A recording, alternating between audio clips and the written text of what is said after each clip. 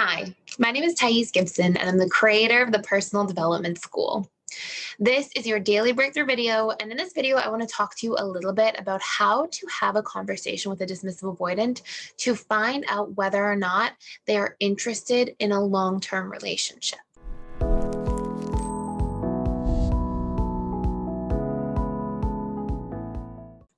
So this is based off of one of the questions I have from inside of our members lounge. And just so you know, we still have a 7-day free trial. The doors are closing very soon. We probably won't be doing this again at all at any point in time. If we do, maybe it'll be in a year from now. So check it out. This is for our YouTube channel. This is for everybody who's been here, who wants to dive into the school and who's been asking questions about this for quite some time. We're sort of putting that together for you guys specifically. The all access membership pass is what the free trial is for. It gives you access to all 45 plus courses. It's way more in depth. So for example, you'll see a boundaries course that's like a 2.5 hour boundaries course with a 20-page workbook. There's all this extra support. There's step-by-step tools for reprogramming. We have them for reprogramming your attachment style. We have for understanding how your attachment style shows up in each of the 6 stages of relationships. We have boundaries, we have codependency and enmeshment. We have how to heal from a breakup. We have how to repair any relationship, all sorts of different stuff. You can check it out for free, and I'll put a link in the description box below.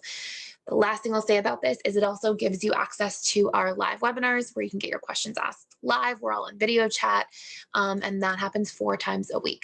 So check that all out. Let's talk about this. Let's have a conversation about this. So this was a question asked, and it's so interesting. The analogy I think when I hear this question is, I'm in the process of starting the process of buying a house. And what you really want to start by doing is getting as much information as humanly possible to understand, what your life is going to look like, right? Because it's such a big life decision.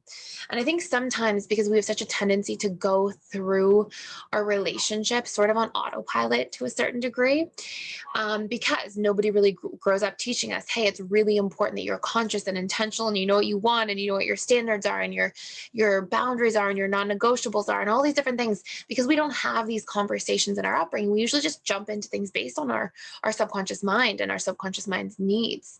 But that can be a very challenging way. And the way you want to look at it is just buying a house. Or the analogy I would give would be you're buying a house and you just sort of end up in whatever house is available.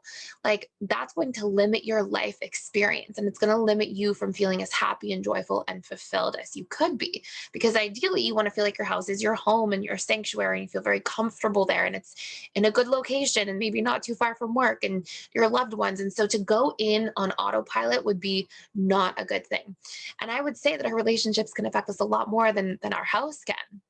Even though it's such a big life decision, because our relationships are going to rub off on us very profoundly, and they're going to have an impact in terms of how our subconscious mind is programmed, because so much of subconscious programming that takes place, which takes place for our entire life experience, is happening through repetition plus emotion. Whatever we are repeatedly exposed to that elicits an emotional response will create that particular output. So when we're thinking about going through this entire process and we're feeling all these different things, if we're going through a relationship and we're just sort of ending up in maybe an intermediary area or a gray area with somebody for a long period of time because we didn't do our due diligence to ask ahead of time, it's a huge injustice in the relationship to ourselves.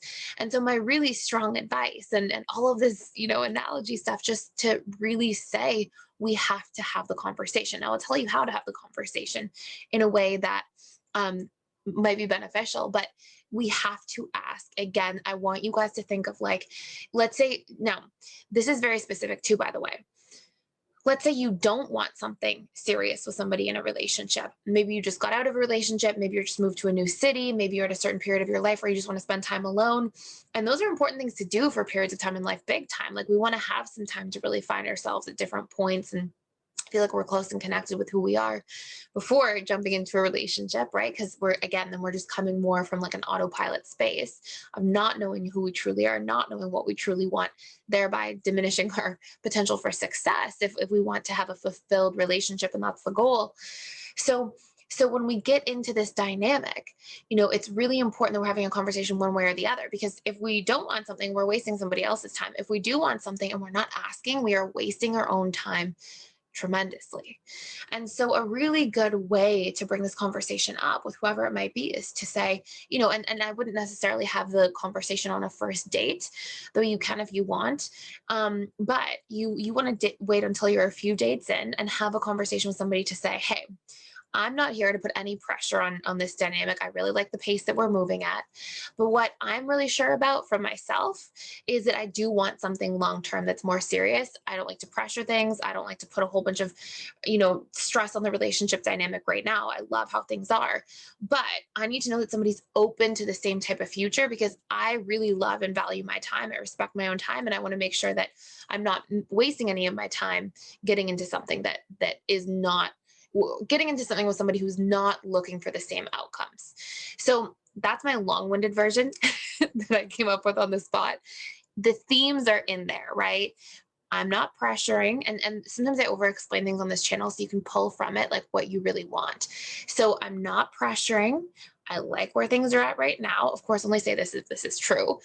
But I want to know that somebody is on the same page as myself in terms of the desired future, because I value and respect my own time.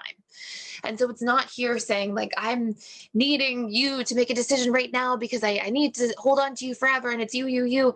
It's not this like self-abandonment type of approach. It's you being tuned into yourself, clear about your desires, respecting yourself and your own time. That shows a lot of confidence. That's a very well respected. You're going to receive respect for showing up that way.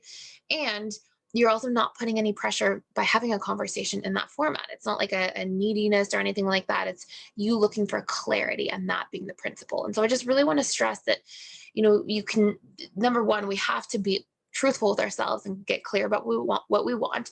Number two, we have to be able to have conversations and not fall into the trap, which many, anxious attachments or even FAs leaning very anxious can fall into this trap of like not wanting to feel like there's a disconnect between you and somebody else. So instead of showing up for yourself, you're like, oh, what if I get abandoned by having this conversation? What if it pushes the person away? So you prioritize that person and the relationship with that person over the relationship to yourself, which isn't going to bode well in a long-term relationship anyways. So it's really important that we have the tough conversations, that we get clear ahead of time, and that we're intentional in how we show up, and that we don't shy away from that because it's a form of self-abandonment. And then we can use a little bit of that structure, give or take, in a way that suits you guys, to move forward with having that conversation. Hopefully that makes a whole lot of sense.